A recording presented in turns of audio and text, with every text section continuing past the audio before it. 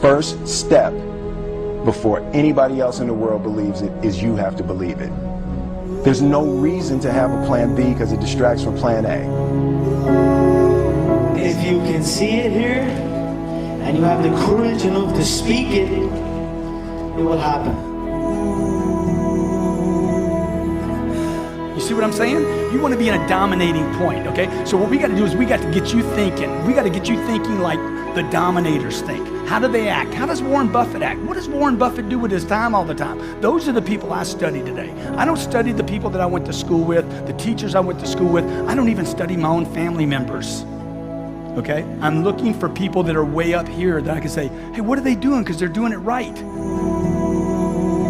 So I look to surround myself with people that can dominate, people that are certain, okay? People that know what they're doing, people that are in control.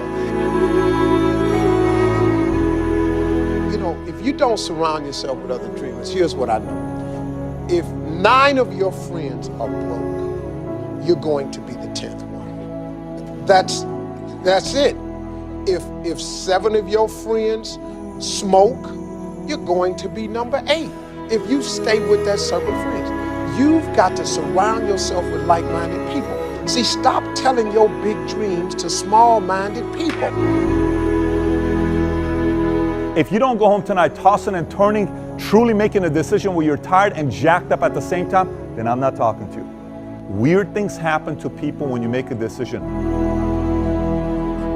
My mom wanted me to be a truck driver because that would mean I would make $24,000 a year if I went to Truck Masters, and that would be twice what my father made. And she thought that would happen, but something inside of me said, I don't want to drive a truck. There's something else that matters more to me, and I decided I was not gonna go for money instead of passion. And the rewards have been pretty amazingly better than being a truck driver. It's not bad being a truck driver, it's just not what I was after. And I look back, and one of the things that helped me was my original teacher, Jim Rohn, who was a personal development speaker I went to hear when I was 17. He said something the first time I heard him, and he said, you know, it's really simple.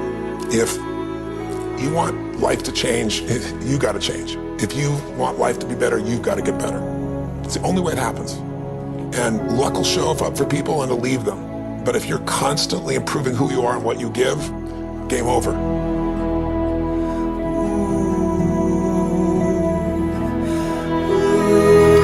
So look, if I can do this, you can do this, but it's gonna be hard if you don't change your mind.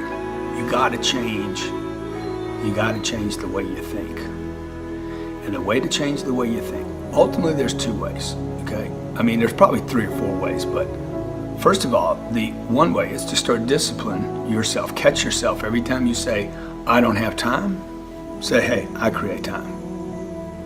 Every time you say, I don't have money, I create money. I put the third eye on Einstein's forehead because I respect him as a visionary and a person that can see what doesn't exist in most people's eyes. Most of you guys focus on all of the things that you can see. A visionary specializes. Only those who can see the invisible can do the impossible. Only those that can see the invisible. How do you see something that doesn't exist? You have to be a visionary. You have to be a person that can say, yo, I just seen something. I'm talking about people that really want to figure out how to move themselves forward. And you know, I find that so many of us think that our dreams are unreachable or unrealistic, and it's just so sad. I mean, people think that their dreams disappear. And if that's what you think, congratulations, you're officially stuck. And the truth is that our dreams are always there, and they don't ever give up on us, we give up on them. But here's the secret. If you just force yourself, and I mean force, because I know damn well none of you want to do anything about this, but if you just force yourself to take a couple small steps, there's always a surprise. Everything I've ever done started with a fear. That fear of having a dream, and that fear of, oh, I can't dream that, you know, I'll never be able to do that. Right. You know, it was important to know that, yes, you can have that dream, but you have to know, honestly, what it's gonna take for you to achieve that dream. And so then I came up with the quote, and it goes for everybody, all genders, all races.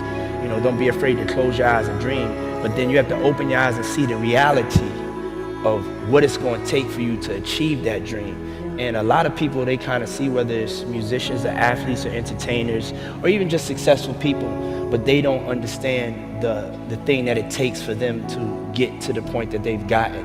And you know, that's why it's a very important quote to me, and I think it, you know, it has inspired people, and it inspires me every day. See, this is what people did. They set a target. You remember when you were a kid and you set targets that were big, giant, had nothing to do with reason? They were giant, right?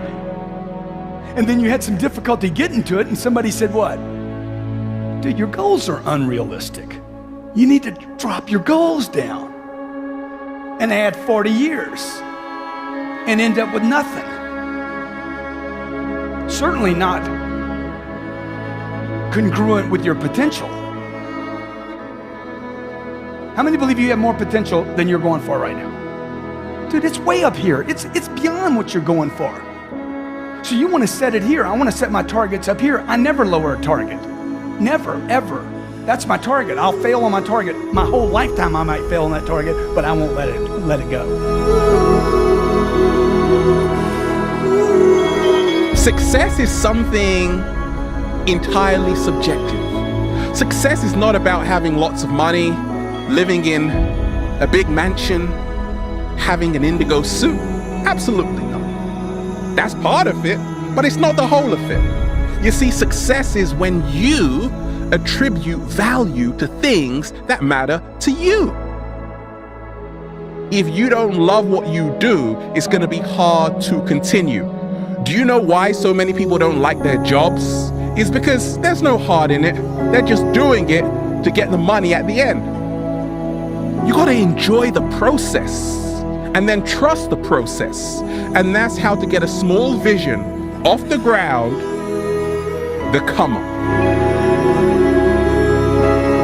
I was very, very lucky to find it, you know, when I was 7 or 8 years old, and you know, and fortunately, my children have found their passion. One son loves farming like nothing else. One son loves music like everything else, and all three of them love philanthropy and what they get to do.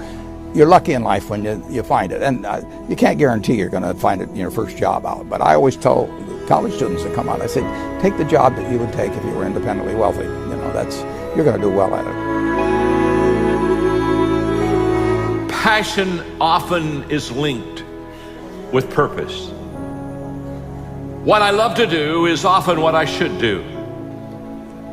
We have been created within us the capacity to have things that we enjoy greatly, and a lot of times there is a definite relationship between what I am in love with and what I should be doing. We are created and wired in such a way that passion and purpose many times comes together, and passion is the great energizer.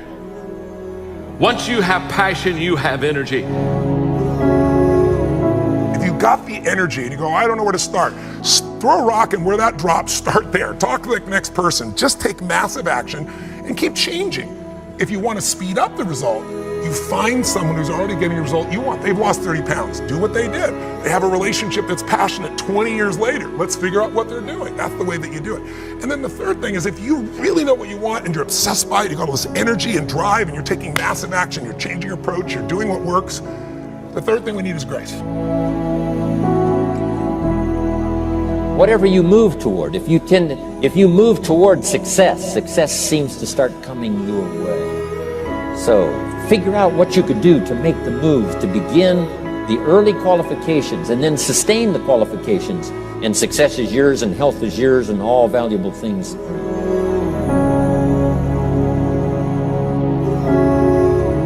So the point is you don't have to wait in line. You don't have to do it the way everybody else has done it.